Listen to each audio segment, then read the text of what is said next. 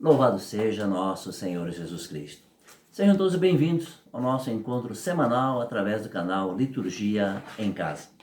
Estamos estudando os sacramentos da Ordem, que faz parte do terceiro grupo, o grupo dos sacramentos de serviço. No encontro passado, vimos que através do ministério do bispo, a igreja local entra em comunhão com a igreja universal. Essa igreja local é uma comunidade fraterna, mas diferenciada, onde todos os cristãos têm uma igual dignidade. E se todos têm uma igual dignidade, têm também igual responsabilidade sobre esses três setores: palavra, pregação e diaconia, ou serviço, exercendo o munus recebido no batismo: sacerdote, profeta e rei. Toda comunidade é diversificada, diferenciada. Existem diversidade de carismas que precisam ser trabalhados, somados para o crescimento da comunidade. Os carismas precisam uns dos outros. Dentro dessa diversidade está também o ministério ordenado, que é um carisma entre os outros carismas da comunidade. O ministério ordenado é um carisma que precisa se encher dos outros carismas para fazer a comunidade crescer em harmonia. Podemos comparar a comunidade a uma grande orquestra, onde o padre é o maestro. Ele não precisa saber tocar todos os instrumentos, mas deve fazê-los tocar juntos, compondo a orquestra. O regente dá unidade aos diversos instrumentos da sua orquestra.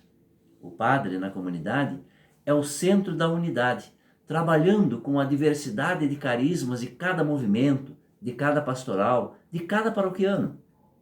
A unidade conseguida numa comunidade é levada às demais comunidades, atingindo a Igreja Universal. O ministro ordenado por excelência é o bispo.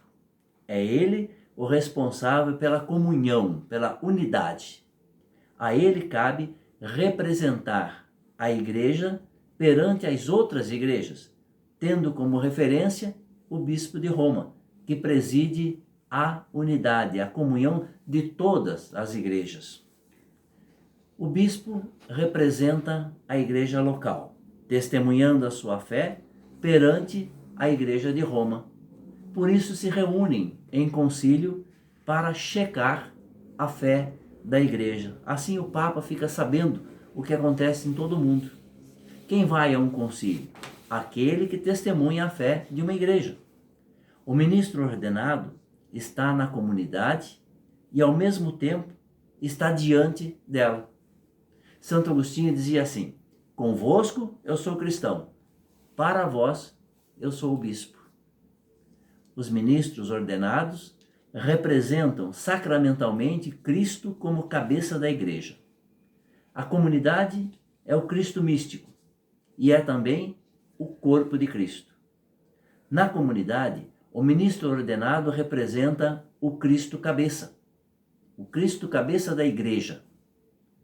A questão está em articular estas duas expressões das quais estão revestidos o padre, o sacerdote. O ministro ordenado age em persona ecclesia, ou seja, fazendo as vezes da igreja, mas age também em persona Christi, fazendo as vezes de Cristo. Existe uma tríade hierárquica da igreja. O bispo, ele é bispo de uma igreja local, portanto, o seu primeiro ministério é pessoal, ligado a uma comunidade, a uma diocese. Ele é bispo daquela diocese. Em segundo lugar, ele é também membro do colégio episcopal. Ele não vive sozinho. Para cumprir a sua missão de pastor, ele conta com a ajuda dos presbíteros e dos diáconos. Portanto, a hierarquia bispo, presbítero e diácono não é uma hierarquia de graus do poder, mas uma hierarquia de serviço à comunidade. O bispo pastor principal de uma diocese, servo de Javé, é ajudado pelo presbítero. O presbítero, ele copreside uma parcela da igreja, a paróquia, e copreside também a Eucaristia. O diácono, através do seu ministério da caridade, põe o bispo em contato com as realidades.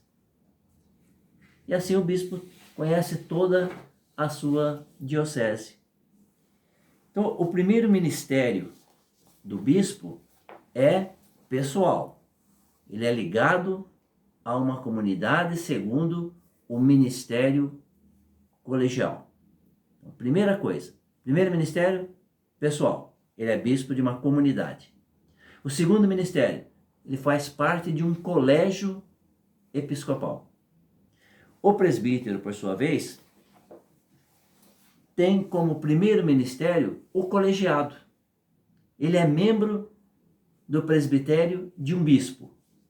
E como segundo ministério, aí sim o pessoal, ele preside a pequena comunidade eucarística, ou seja, a paróquia, uma parcela da diocese representando o bispo. O diácono tem o ministério do serviço. Não foi ordenado para a consagração, mas para o serviço, e mantém viva a missão de Cristo, porque sem lava-pés não há Eucaristia. Portanto, a igreja, povo de Deus, é constituída pelo ministério ordenado, bispo, presbíteros, diáconos, e pelo laicato, os leigos. O ministro ordenado está na caminhada eclesial, onde tem a responsabilidade de anunciar a palavra dentro da fidelidade ao Evangelho, para fazer acontecer a unidade do povo de Deus. Pelo anúncio da palavra, sendo fiel ao Evangelho, ele é o princípio de unidade dessa caminhada. O ministro ordenado é a dobradiça, a articulação a serviço do corpo, que une os membros, que faz com que o corpo de Cristo se complete e caminhe. Vejam o que diz Efésios 4, 11 a 12. A uns ele constituiu apóstolos, a outros profetas, a outros evangelistas, pastores, doutores, para o aperfeiçoamento dos cristãos, para o desempenho da tarefa que visa a construção do corpo de Cristo. Se todos os cristãos têm o encargo de construir o corpo de Cristo, que é a igreja, o ministro ordenado é o arquiteto que vai dar beleza a essa construção, unindo cada parte ao todo. Todos os batizados têm a responsabilidade de construir o corpo do Cristo. Mas para que os batizados construam o corpo do Cristo, é preciso que eles estejam unidos e articulados. É aí que entra o ministério ordenado. O principal articulador da diocese é o bispo. Os padres e diáconos, como auxiliares do bispo, devem impedir o que o bispo proibir e apoiar aquilo que o bispo considerar como atividade da diocese. Outro ponto do ministério ordenado. Ele é símbolo sacramental da relação entre Cristo e a igreja. Presidindo a Assembleia Litúrgica, o ministro ordenado é símbolo de Cristo. A presença do ministro ordenado é a garantia de que essa Assembleia reunida é a igreja e não uma reunião clubística. A presidência do padre, no entanto, não se restringe ao momento da celebração. O padre preside a sua comunidade, mesmo estando ausente dela.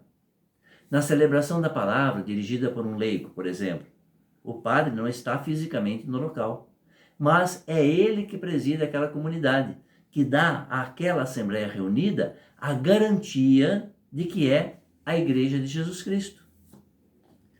Uma curiosidade: quando o bispo diocesano viaja, o bispo auxiliar continua sua missão, mas ele continua sendo o bispo principal daquela diocese, o presidente daquela casa.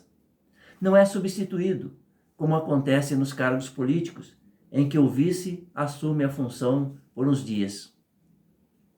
Quando o padre celebra em outra paróquia, ele preside aquela celebração, mas a comunidade tem o seu presidente, que é o seu pároco. Então, o ministério ordenado é a visualização do Cristo. Assim como, através do pão e do cálice, nós visualizamos o dom do Cristo, através do ministro ordenado se tem a visualização do Cristo pastor. Não existe padre avulso. Ele é membro de um colegiado unido ao seu bispo. No dia da ordenação, depois da imposição das mãos do bispo, os demais presbíteros são convidados a impor as mãos sobre o neopresbítero. Este gesto significa que o ministério ordenado que ele está recebendo não é absoluto.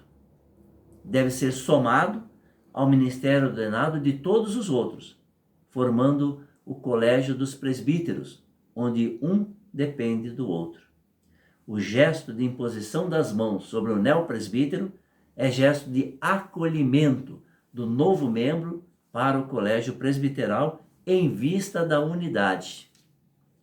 Podemos então concluir que os principais sinais do ministério ordenado são o serviço da unidade em vista da evangelização, o serviço de articulação, o serviço de regulação e ser o sinal visível do Cristo pastor da igreja. Apenas concluindo um pouquinho ainda sobre o ministério ordenado, algumas comunidades que não têm o diácono, às vezes ficam estranhando falar de um ministro ordenado que tem a sua família. Existem dois tipos de diácono. Nós temos o diácono transitório, que a gente chama, que é aquele menino que faz o seminário, completa os seus estudos, teologia, filosofia, e recebe uma primeira ordenação. Ele é diácono, tal como eu. Passa um período como diácono, em seguida recebe o segundo grau da ordenação e se torna presbítero. Para que esse sinal de Cristo, servidor, Cristo do lava-pés, não desapareça da igreja, existe o diácono permanente, que é o meu caso. São pessoas casadas, que têm sua família e que exercem esse ministério, são ordenados nessa função. Diácono, por isso nossa característica, diácono permanente. Não seremos ordenados padres, e sim permaneceremos como esse sinal do Cristo do lava-pés. O que fazemos? O diácono recebe a missão. Ele pode batizar e abençoar os matrimônios, celebração da palavra e os sacramentais. Os demais sacramentos ficam a cargo do padre e dos bispos. No próximo encontro, concluiremos o nosso estudo sobre sacramentos, refletindo sobre o sacramento da família, o sacramento do matrimônio. Uma feliz e abençoada semana a todos.